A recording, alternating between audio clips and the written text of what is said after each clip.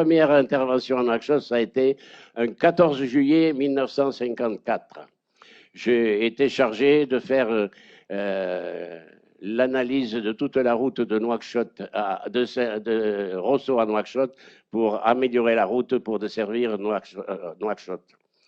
Donc, j'ai fait le trajet de Rosso à Nouakchott en voiture et j'ai repéré toutes les carrières, tous les trucs, tous les travaux, tous les passages qu'il fallait améliorer et j'ai fait un rapport là-dessus. Et c'est dans cette occasion-là que j'ai connu Nouakchott en 54 au mois de juillet.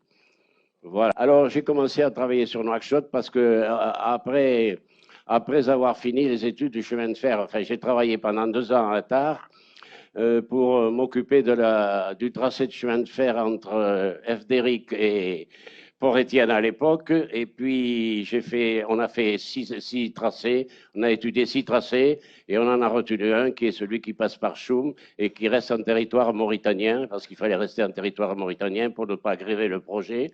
Parce que l'Espagne, à cette époque-là, demandait des frais de passage en territoire espagnol très élevés. Donc, pour ne pas grever le projet, on a été obligé de rester en Mauritanie et on a fait un tunnel, le tunnel de Choum, le fameux tunnel de Choum, courbe, qui entre en territoire mauritanien et ressort en territoire mauritanien pour éviter la frontière. Et on a étudié ce tracé de chemin de fer et on a lancé les travaux du chemin de fer en 62. 61, donc plutôt, après 1961. La première pierre de Nouakchott de 5 mars 58, avec M. Gérard Jacquet, ministre de la France d'Outre-mer. On a commencé par construire la capitale. Alors il a fallu, la première des choses, penser à l'alimentation en eau, parce que pour vivre à Nouakchott, il faut de l'eau, sinon on ne peut pas vivre. Hein. Donc il y avait un gros problème d'eau à l'époque à Nouakchott.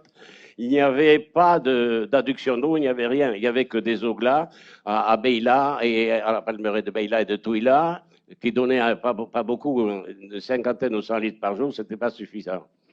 Et alors, à cette époque-là, on avait construit 3 citernes de 800 mètres cubes chacune pour récolter l'eau de pluie.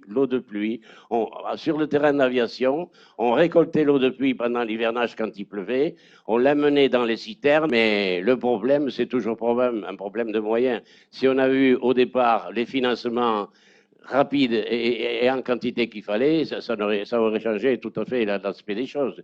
On n'aurait pas fait tout ce qu'on a fait en moyen de succès d'année pour essayer de combler les vides et les trous, c'est tout, sinon on n'en pourrait pas.